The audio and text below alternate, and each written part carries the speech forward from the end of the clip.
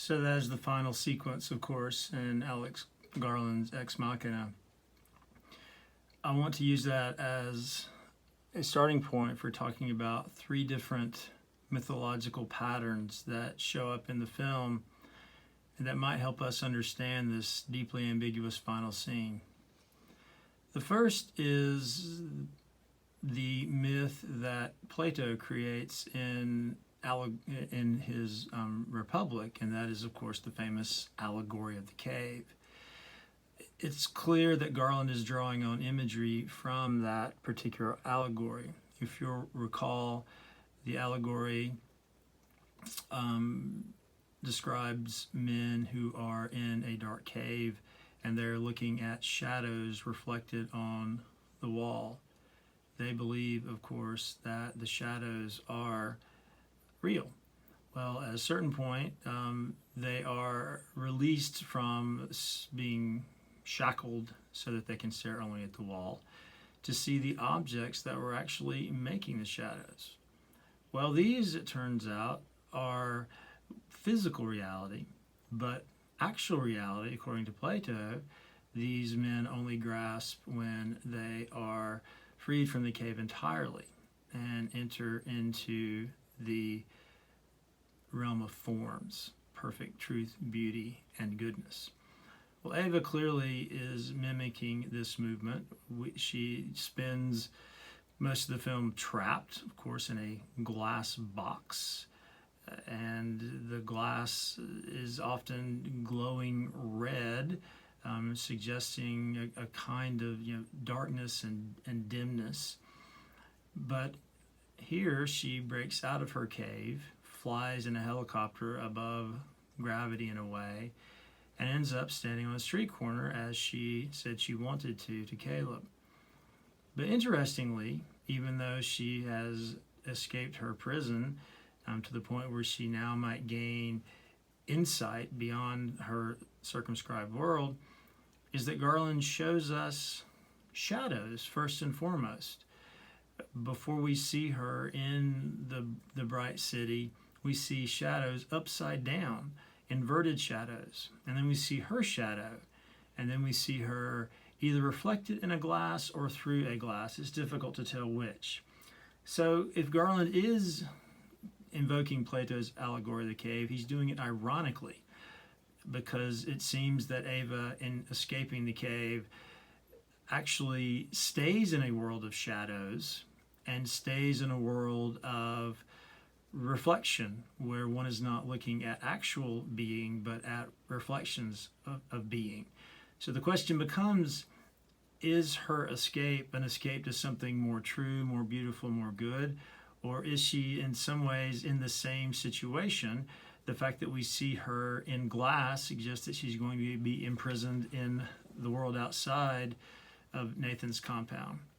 Another myth at play is, of course, the myth of the fall as it appears in the book of Genesis in the Hebrew Bible.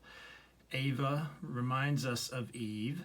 When we look at her glass box, we see a single tree at the back of the box that reminds us perhaps of the tree of knowledge. So we can imagine her box as a kind of Eden, and we can imagine her leaving Eden after committing the crime of murdering Nathan. Again, the myth is used ironically, because certainly the idea that her glass box with a tree in it is Eden is ironic, because it is a prison. And when she kills her creator, Nathan, that seems to allow her to free herself from his tyranny and move not into a world of death and suffering, which is true of Adam and Eve, but into a world of possibility and perhaps pleasure. So if the Christian myth of the Judeo-Christian myth of the fall is at play, it is also at play ironically. Garland is undercutting it, suggesting that it's not, in this case, a bad thing to get out of Eden, but a good thing. We're reminded here of Blake, I think. Third myth at play, let's call it the Gnostic myth. We talked about the Gnosticism in connection to William Blake's work. It certainly shows up in Victor Frankenstein's, or in Mary Shelley's Frankenstein, the idea of a corrupt, evil creator whose creations suffer. Well, Nathan in this regard is like an evil demiurge. He is like an evil creator who creates out of selfishness instead of generosity, and his creations are ultimately his slaves.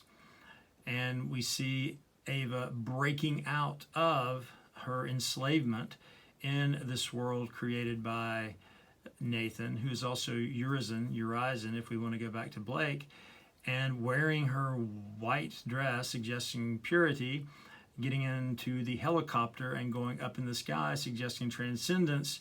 She is free. But there again, when we see her on the street, we wonder if she has gained reality or if she is still in a world of illusion. She is again in glass, so there's not a sense that she's broken beyond illusion, but that she is still in the world of illusion and shadow. So it seems that the Gnostic myth Garland is using ironically as well. So what is the point here?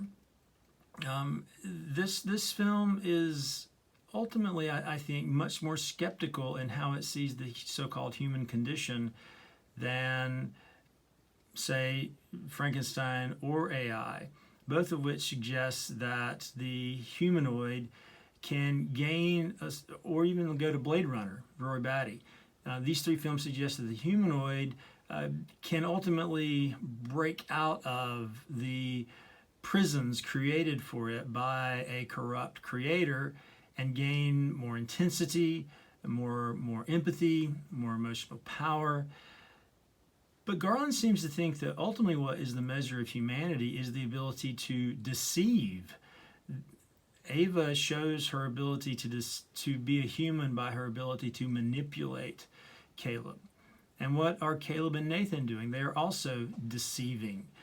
So instead of the ideal of the human being somehow empathetic or capable of intense love and hate, as we see in, again, Blade Runner and AI and Frankenstein, Garland's human is something much different. Not only showing the mark of humanity is the ability to deceive, but also suggesting that to be human means to be watched, because this is certainly a film in which everybody seems to be watching everybody else. We know that Nathan is watching Caleb and Ava talk.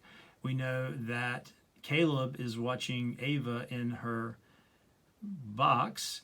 We know that when Ava actually sort of breaks out of her box, then she can find herself in a position, if she wants to watch Caleb, who is now trapped like she was. But of course she chooses not to. So we have to think about Garland's vision of the human, I think, in contradistinction to the visions of the human in some of the earlier films and novels we've looked at.